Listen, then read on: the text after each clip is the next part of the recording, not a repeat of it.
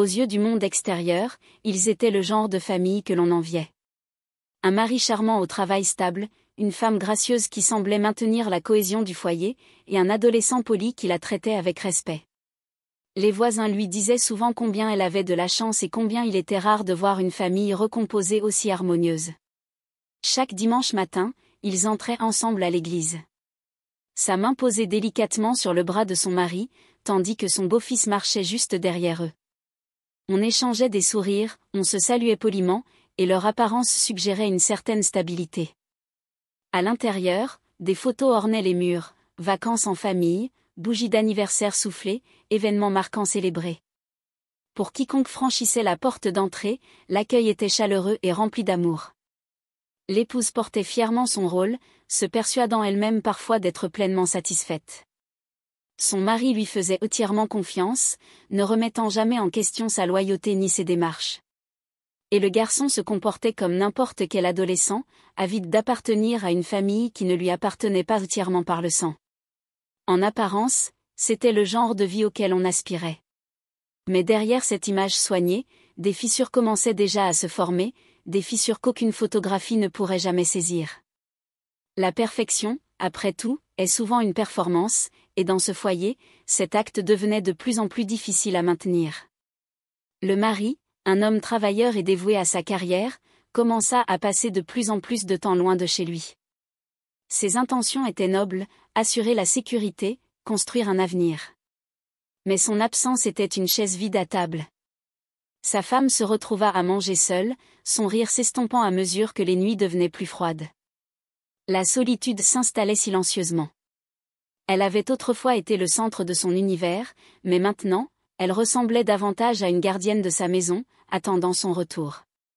Son cœur avait soif de conversation, de tendresse, de reconnaissance. Et le garçon le sentait aussi. C'était un adolescent aux prises avec ses propres tempêtes, essayant de comprendre sa place. Sa mère n'était plus présente dans sa vie, et bien qu'il respectât son père, la distance qui le séparait de lui était plus grande que jamais. Il se tournait vers sa belle-mère pour obtenir du réconfort par de petits gestes, de l'aide pour les devoirs, des conversations nocturnes dans la cuisine, des moments de rire partagés. Ces petits moments commençaient à brouiller les pistes. Ils étaient innocents au début, mais la vérité tacite était évidente. Les fondations de cette famille parfaite étaient bien plus fragiles qu'on n'osait l'admettre. Cela commença subtilement, si subtilement qu'elle faillit ne pas le remarquer au début. Un regard qui s'éternisa, un silence assez pesant pour une confession. Le regard du garçon se posait sur elle d'une manière qui lui faisait battre le cœur, même si elle balayait rapidement cette idée de son imagination. Après tout, ce n'était qu'un adolescent, le fils de son mari. Elle pensait sûrement que ce n'était rien, mais rien devint quelque chose. Un soir, alors qu'elle mettait la table, elle surprit son regard fixé sur elle, non pas avec l'indifférence d'un garçon, mais avec l'intensité de quelqu'un qui la voyait différemment.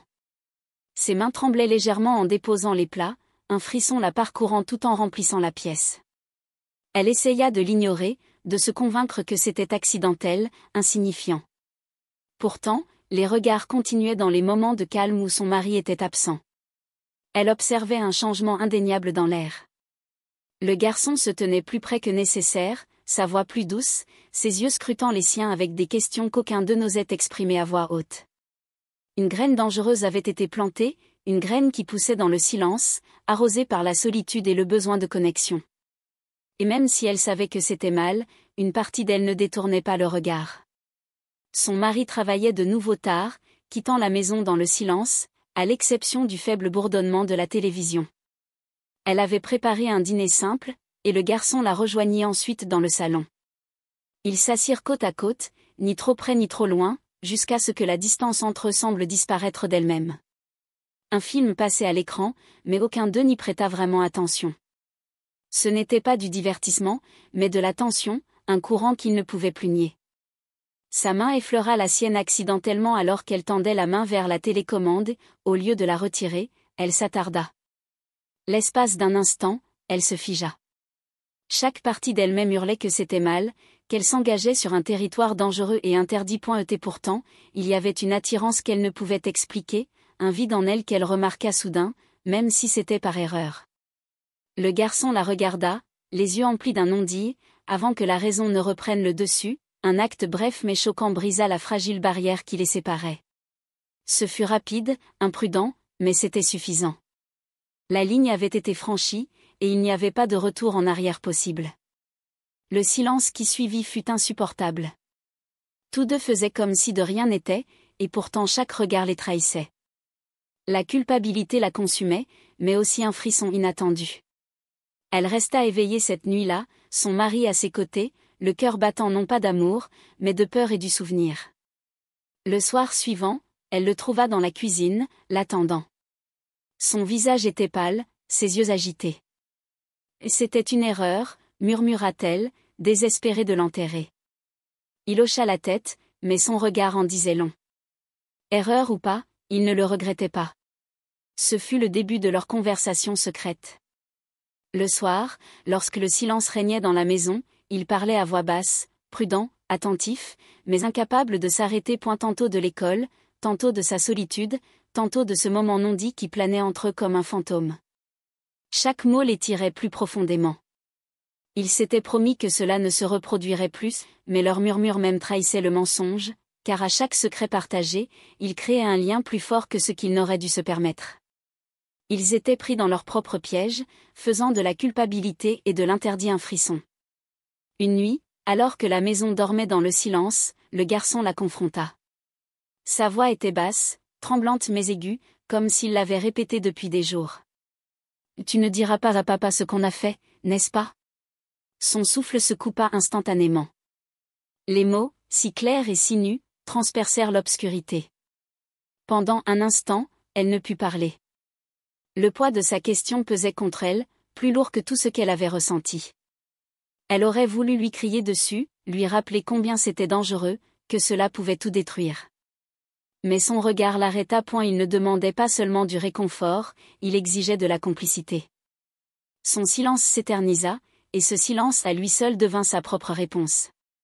Finalement, elle murmura « Non, je ne le ferai pas », les mots quittèrent sa bouche comme du poison, un poison dont elle savait qu'elle regretterait l'impact. Les épaules du garçon se détendirent, mais ses yeux brillèrent d'une nouvelle maîtrise. À partir de cet instant, l'équilibre changea. Elle ne se protégeait plus seulement elle-même. Elle le protégeait, lui, et avec cette promesse, elle s'était enchaînée à un dangereux secret. Ce n'était plus une erreur passagère. C'était désormais une réalité cachée, une réalité qui ne pourrait jamais rester cachée à jamais. Le jour, elle portait son masque impeccablement, l'épouse aimante, la belle-mère attentionnée, la femme que tout le monde admirait. Elle riait aux blagues de son mari, aidait son beau-fils à faire ses devoirs et s'occupait du ménage avec une grâce presque naturelle. Pour tous ceux qui la voyaient, elle était dévouée, posée et sereine. Mais derrière les portes closes, une tempête faisait rage. La nuit, le masque tombait. Son reflet dans le miroir était celui d'une inconnue, le regard lourd de culpabilité. Chaque pensée pour son beau-fils lui retournait l'estomac. Elle n'avait jamais imaginé, jamais pensé pouvoir trahir un homme qu'elle avait autrefois aimé et respecté. Et pourtant, le trait d'un désir interdit persistait, l'attirant à chaque battement de cœur. La dualité de sa vie devenait insupportable. À la lumière du jour, elle était un modèle de loyauté. Dans l'obscurité, elle était prisonnière de ses propres choix. Les moments passés avec lui, autrefois fugaces, étaient désormais gravés dans sa mémoire, se rejouant sans cesse comme un film muet de tentation et de regret. Elle écrasait le poids de son secret dans chaque regard posé sur son mari, chaque mot prononcé, chaque mensonge qu'elle se disait. Le sommeil devenait insaisissable, les repas insipides, et chaque heure qui passait rappelait le chemin sinueux qu'elle parcourait désormais. La femme qu'elle avait été semblait s'effacer, remplacée par quelqu'un pris entre le désir et la terreur.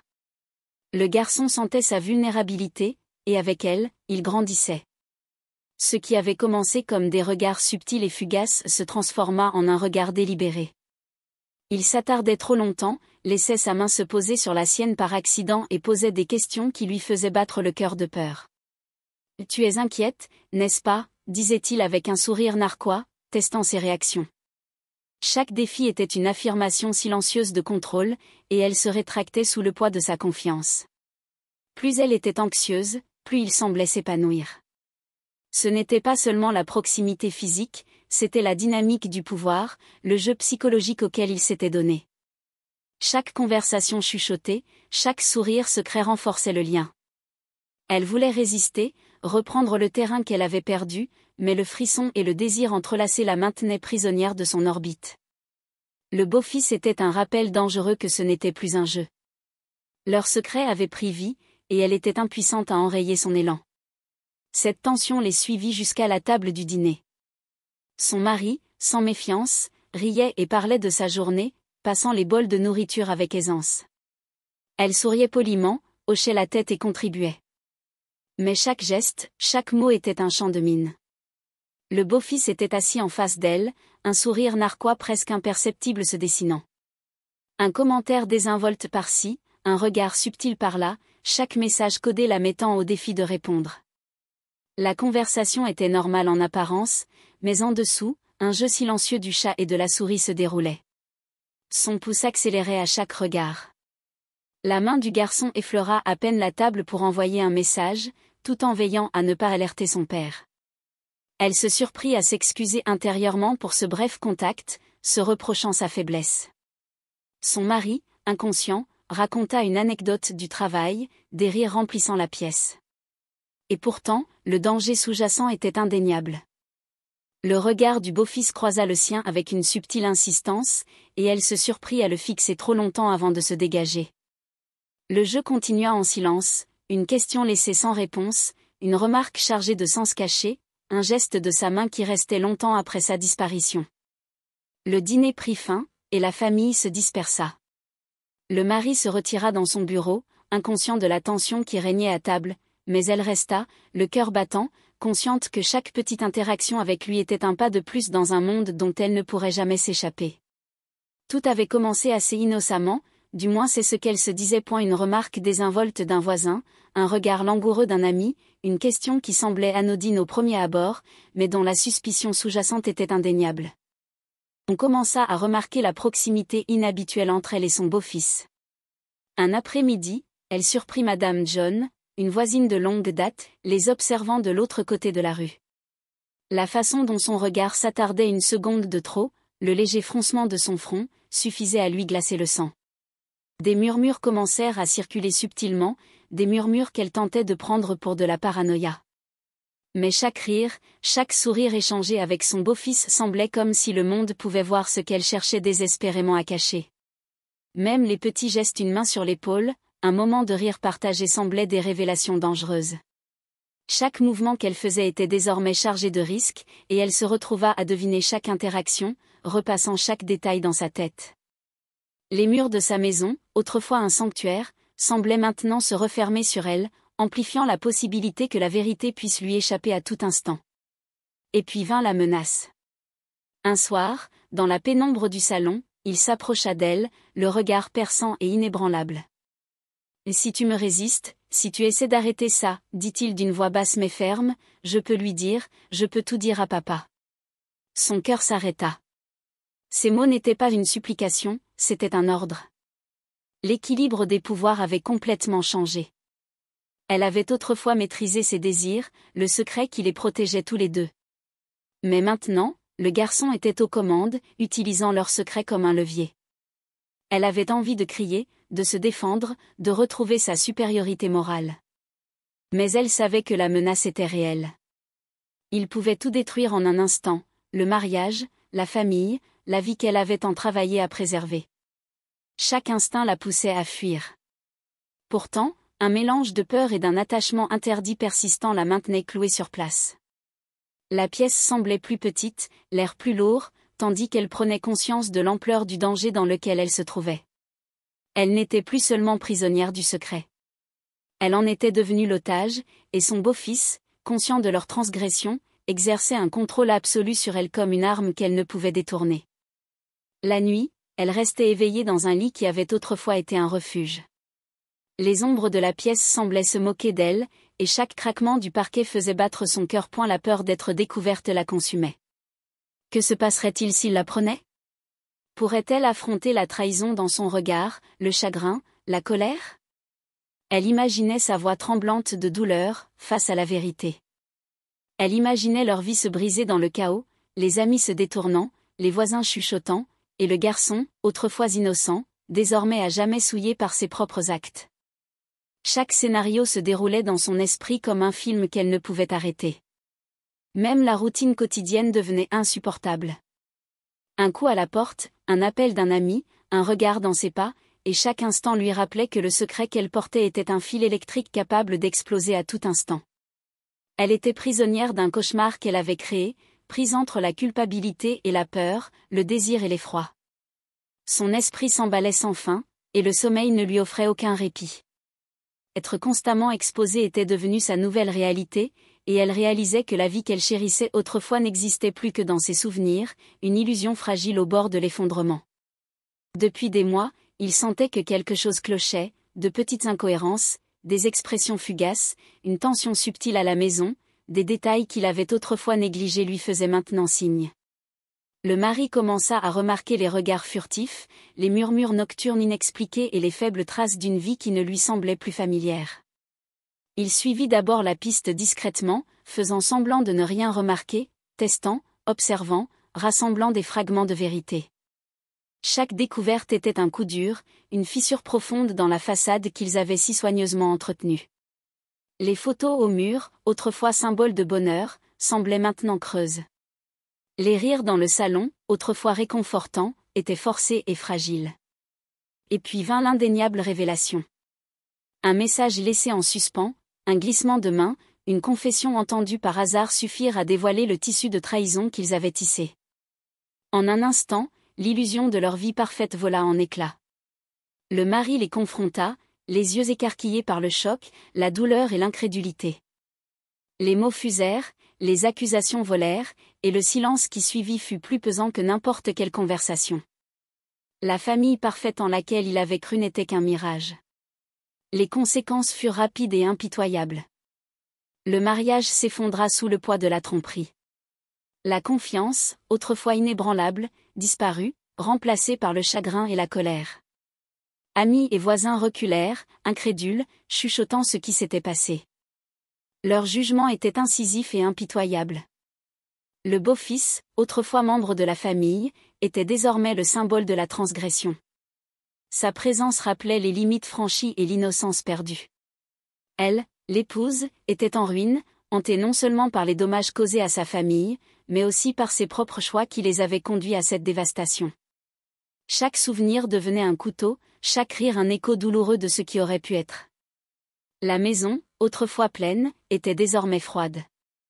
Le mari se retirait, tentant de sauver des fragments de dignité, tandis qu'elle errait dans les ruines de sa vie, prisonnière de la culpabilité et du remords.